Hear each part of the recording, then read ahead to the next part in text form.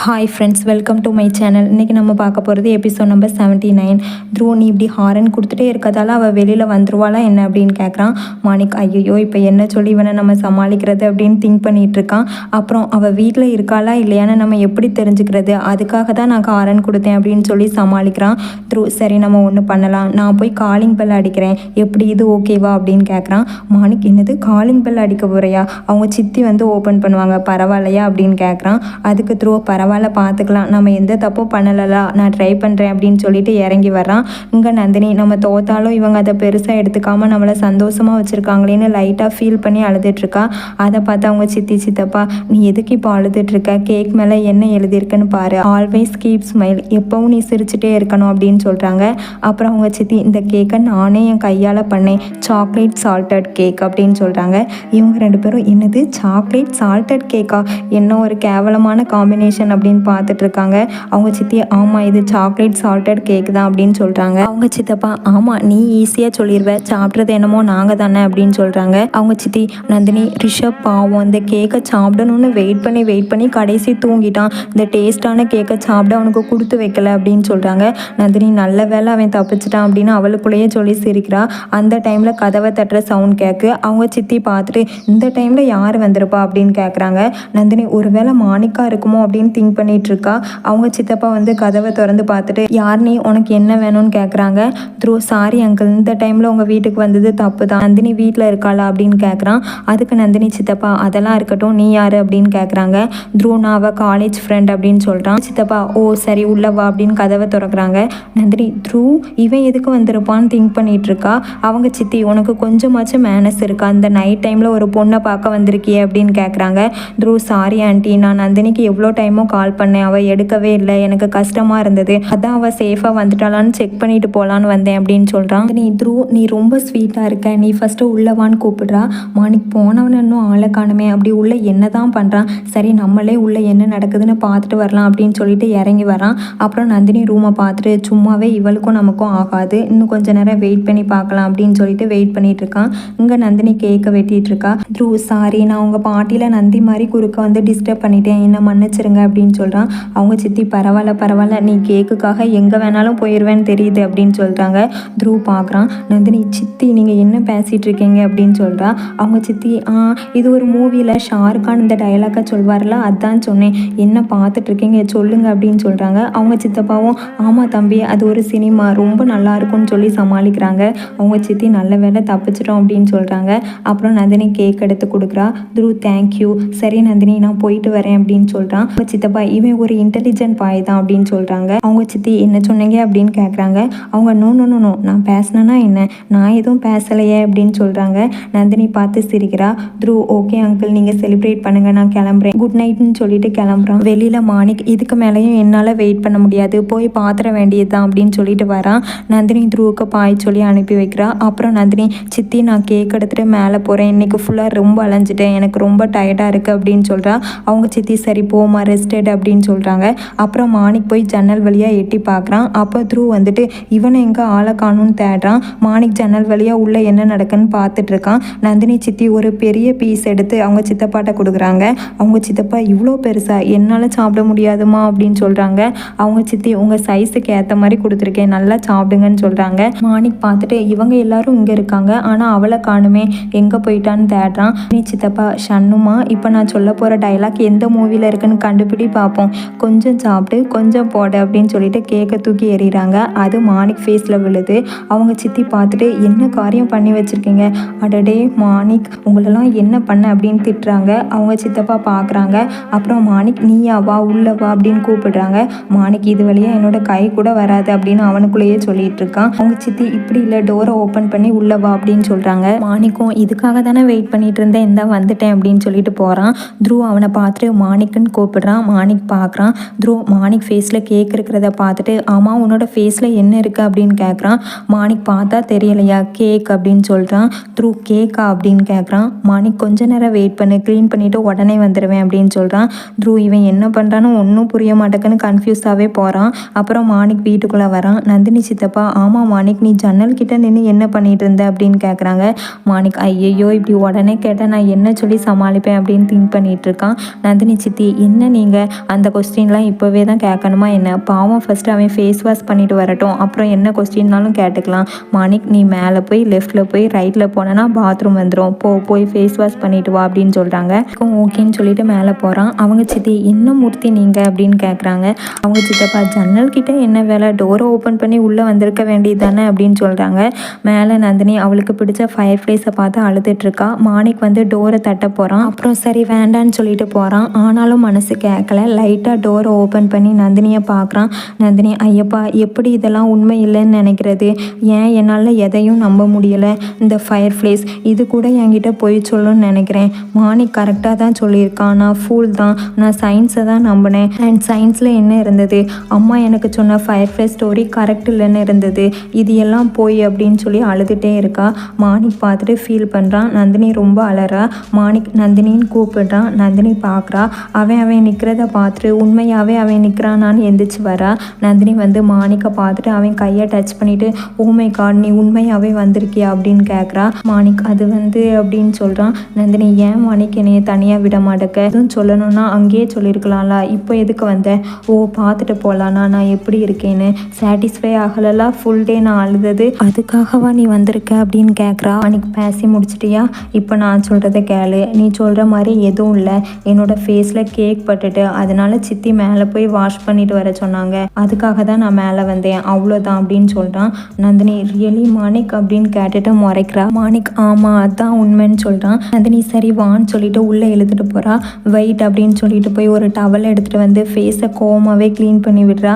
அன்னைக்கு நைட் எல்லாம் போய் தானே, அந்த ட்ரிங்க்ஸை கொடுத்தது நீ தானே அப்படின்னு கேட்குறா.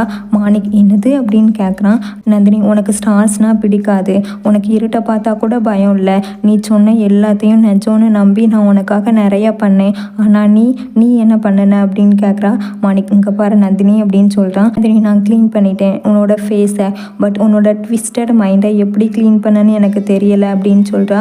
மாணிக் கோவமாக எந்திரிச்சு வரான். அப்புறம் ஆலியாக்கும் எனக்கும் பிரேக்கப் ஆகிட்டு எனக்கு இருட்டுனா பயம் இல்லை, நீ குடித்த ட்ரிங்க்ஸில் கூட நான் எதுவும் கலக்கலை, உன்னால தான் நான் என்னையவே நம்ப ஆரம்பித்தேன், கொஞ்சம் விஷயத்த வெளியில் சொன்னால் ரொம்ப தப்பாகிரும், இது உனக்கு எப்போவுமே புரியாது அப்படின்னு சொல்லிட்டு போகிறான். நந்தினி அழுதுகிட்டே இருக்கா. அவளால் இவனை புரிஞ்சிக்கவே முடியல.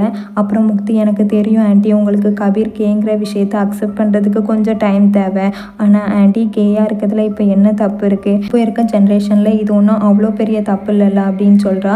கபீர் அம்மா முறைக்கிறாங்க. ஆண்டி, இதை யாராலையும் கண்ட்ரோல் பண்ண முடியாது, இது நேச்சுரல் அப்படின்னு சொல்கிறா. கபீர் அம்மா, கண்ட்ரோல் பண்ணால் கண்ட்ரோல் ஆகிரும், ஆனால் அங்கே தான் கண்ட்ரோல் பண்ணுறதே இல்லையே, இந்த மாதிரி ப்ராப்ளம் இருக்கிறது எனக்கு மட்டும் முன்னாடியே தெரிஞ்சிருந்தா நான் கேர்ஃபுல்லாக அப்போவே அவனை ஹேண்டில் பண்ணியிருப்பேன், அவனை கண்ட்ரோல் பண்ணியிருப்பேன், இப்போவும் ஒன்றும் கெட்டு போகல, கபீரை நான் கண்ட்ரோலுக்கு கொண்டு வந்தே தீருவேன், அவன் மைண்டில் இருக்க அந்த தாட்டை ஃபஸ்ட்டு எடுக்கணும் அப்படின்னு சொல்லிட்டு இருக்காங்க.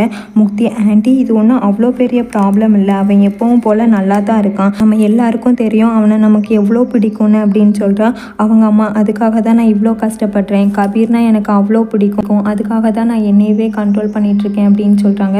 முக்தி திரும்பவும் ஏதோ சொல்ல வரா. அது முக்தி, இதுக்கு மேலே நான் எதையும் கேட்க விரும்பலை, பாயின்னு சொல்லிட்டு கிளம்புறாங்க. முக்தி என்ன பண்ணன்னு தெரியாமல் உட்காந்துருக்கா. அப்புறம் மாணிக் வெளியில் வரான். மாணிக், எதுக்கு இவ்வளோ லேட்டாக வர, இவ்வளோ நேரம் நீ அங்கே என்ன பண்ணிகிட்டு இருந்த, உனக்காக நான் எவ்வளோ நேரமாக வெயிட் பண்ணிட்டு இருந்தேன் தெரியுமா, என்னாச்சு அப்படின்னு கேட்குறான். அவன் எதையும் கண்டுக்காமல் போய் காரில் உட்காருதான். இதுக்காக நம்ம இவ்வளோ பேசணும் அப்படின்னு சொல்லிட்டு அவனும் காரில் போய் உட்காருதான். மாணிக் நந்தினி கிட்ட பேசினதெல்லாம் திங்க் பண்ணிட்டு இருக்கான். உன்னோட ஃபேஸ் மேலே எப்படி அந்த க்ரீம் வந்தது அப்படின்னு கேட்குறான். மாணிக், எப்படின்னா நந்தினி என்கிட்ட ஃபயர் ஃப்ளேஸை பற்றி பேசிகிட்டு இருந்தா அப்படின்னு சம்மந்தமே இல்லாமல் சொல்கிறான். எதுக்கு அவள் உங்ககிட்ட ஏதாச்சும் சொன்னாலா அப்படின்னு கேட்குறான். மாணிக், இல்லை அப்படின்னு சொல்கிறான்.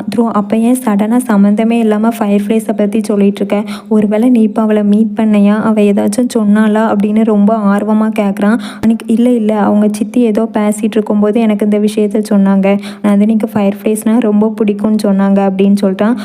வா தேங்க்யூ ஸோ மச் பட்டி, இது கண்டிப்பாக எனக்கு யூஸ் ஆகும், நான் நெக்ஸ்ட் டைம் ஏதாச்சும் பண்ணணும், ரொம்ப ஸ்பெஷலாக அப்படின்னு சொல்லிட்டான். மாணிக் இவன்கிட்ட அவசரப்பட்டு சொல்லிட்டோமோ அப்படின்னு ரொம்ப ஃபீல் பண்ணுறான். அப்புறம் இப்போ அவளுக்கு ஃபயர் ஃப்ளேஸ்னால் கொஞ்சம் கூட பிடிக்காது அப்படின்னு சொல்கிறான். கன்ஃபியூஸாகவே பார்த்துட்ருக்கான். மாணிக், சித்தி தான் இதையும் சொன்னாங்க, she does not like fire place அப்படின்னு சொல்லிட்டான்.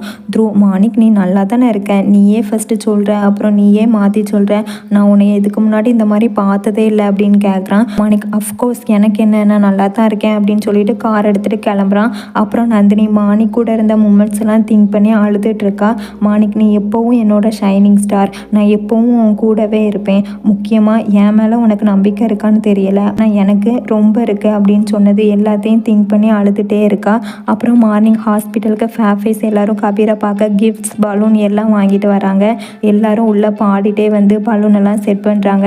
பட் கபீர் எல்லாத்தையும் பார்த்துட்டு அம்மா வெங்க அப்படின்னு கேட்குறான். கபீர் நைட்டு ஃபுல்லாக ஆன்ட்டி இங்கே தான் இருந்தாங்க, ஸோ ரொம்ப டயர்டாக இருக்காங்க, வீட்டில் ரெஸ்ட் எடுத்துகிட்டு இருக்காங்க, மேபி இப்போ கூட வருவாங்க அப்படின்னு சொல்கிறா. கபீர், நீங்கள் எல்லாரும் போய் தான் சொல்கிறீங்க, எல்லாரும் அப்படின்னு சொல்கிறான். மாணிக், கபீர், நாங்கள் எதுக்கு போய் சொல்ல போகிறோம், அவ்வளோ நம்பிக்கை இல்லையா எங்கள் மேலே, கொஞ்சமாவது எங்களையும் நம்புமா அப்படின்னு சொல்கிறான். கபீர், ட்ரஸ்ட்டும் இருக்குது நம்பிக்கையும் இருக்குது, அம்மா என் மேலே கோவமாக இருக்காங்கன்னு எனக்கு நல்லாவே தெரியும். நைட் அந்த வீடியோவை காமிச்சதுக்கப்புறம் அவங்க ஃபேஸை பார்த்தேன், அவங்க ரொம்ப டவுன் ஆகிட்டாங்க அப்படின்னு சொல்கிறான். ஆலியா, என்னது நீ ஆன்ட்டி கிட்ட வீடியோவை காமிச்சியா, உனக்கு கொஞ்சமாச்சும் அறிவு இருக்கா கபீர் அப்படின்னு கேட்குறா. கபீர், சொல்கிறதுக்கு பயமாக இருந்தது, அதான் வீடியோவை காமிச்சேன், வேற என்ன பண்ணுறது அப்படின்னு சொல்கிறான். ஒருவேளை அந்த வீடியோவில் உன் கூட ராகவ் சாருக்கு பதிலாக ஒரு பொண்ணு இருந்தால் கூட ஆன்ட்டி இப்படி ரியாக்ட் பண்ணியிருக்க மாட்டாங்க, இந்த மாதிரி வீடியோவை யாராச்சும் அம்மா கிட்ட போய் காமிப்பாங்களா அப்படின்னு திட்டுறா. கபீர், கர்த்தாவே அப்படின்னு சொல்கிறான். அவங்களுக்கு காமிச்ச டைம் எப்போ, கொஞ்சமாச்சும் புரிஞ்சுக்கோ அப்படின்னு சொல்கிறா. கபீர், நான் உண்மையை சொன்னதுக்கப்புறம் அவங்க ஃபேஸை பார்த்தேன் அப்படின்னு சொல்கிறான். மாணிக் த்ரூ எல்லாரும் பார்த்துட்ருக்காங்க.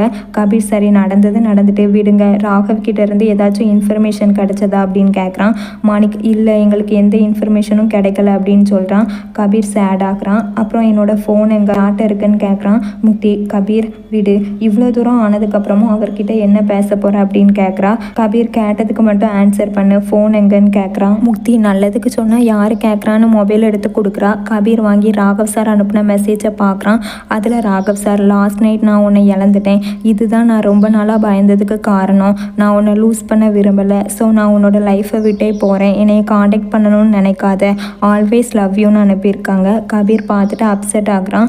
த்ரூ, என்னாச்சு, எல்லாம் ஓகே தானே, கூட நான் பார்க்குறேன்னு மொபைல் எடுத்து பார்க்குறான். பார்த்துட்டு ஷாக் ஆகுறான். மாணிக், இங்கே கூட நான் பார்க்குறேன்னு வாங்கி பார்த்துட்டு, ஃபஸ்ட்டே நான் நினச்சேன் ராகவுக்கு தைரியம் இல்லைன்னு, இப்படி தைரியம் இல்லைன்னா எதுக்கு இவனை லவ் பண்ணுறாரு அப்படின்னு கத்துறான். அப்புறம் இவனும் நந்தினி கிட்ட போய் சொன்னதை திங்க் பண்ணி அப்செட் ஆகுறான். முக்தி, கபீர் நீ நல்லா தானே இருக்க, எதுவும் ஃபீல் பண்ணிட்டு இருக்கியான்னு கேட்குறா.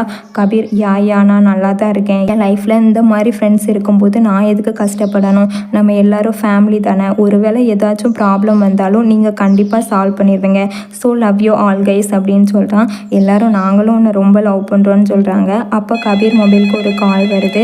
கபீர் அட்டென்ட் பண்ணி பேசுகிறான். அவங்க என்ன பேசுகிறாங்கன்னு தெரியல, ஆனால் இவங்க எல்லாரும் ஒரே கன்ஃபியூஸாகவே பார்த்துட்ருக்காங்க. கபீர் பேசிட்டு கட் பண்ணுறான். அப்புறம் எதுவும் சொல்லாமல் அங்கிட்டும் இங்கிட்டும் பார்த்துட்டு இருக்கான். மாணிக், கபீர் ஓவர் சீன் போடாமல் விஷயம் என்னன்னு சொல்லு அப்படின்னு சொல்கிறான். கபீர், கைஸ் நம்ம மியூசிக்காக நல்லா பெர்ஃபார்ம் பண்ணோம்ல, அது ரொம்ப வைரல் ஆகிட்டு, நேற்று நைட்டு மட்டுமே நமக்கு 5 மில்லியன்ஸ் லைக்ஸ் வந்திருக்கான், அதை பார்த்த ஒரு மியூசிக் டைரக்டர் கால் பண்ணாங்க, அவங்கள நம்ம மீட் பண்ணணுமா, நம்ம ஃபஸ்ட்டு ஆல்பம் ரெக்கார்ட் பண்ணுறதுக்காக அப்படின்னு சொல்கிறான். எல்லாரும் வாட் அப்படின்னு கேட்குறாங்க. கபீர் ஸ்மைல் பண்ணுறான். அப்புறம் எல்லாரும் சந்தோஷத்தில் ஒருத்தர் ஹக் பண்ணுறாங்க. எல்லாரும் ஹாப்பியாக இருக்காங்க. கபீர், கைஸ் நீங்கள் நம்புறீங்களா, நம்ம ஃபேமஸ் ஆகிட்டோம், அது மட்டும் இல்லை நம்ம இன்னும் மேலே சூப்பர் ஃபேமஸ் ஆக போகிறோம் அப்படின்னு சொல்கிறான். ஆலியா, அந்த பயங்கரமான நைட்டுக்கு அப்புறம் ஒரு நல்ல விஷயம் நடந்திருக்கு அப்படின்னு சொல்கிறா.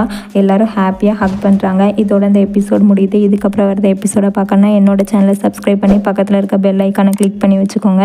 அப்போ தான் நான் போட்டு அடுத்தடுத்த வீடியோவை மிஸ் பண்ணாமல் பார்க்க முடியும்.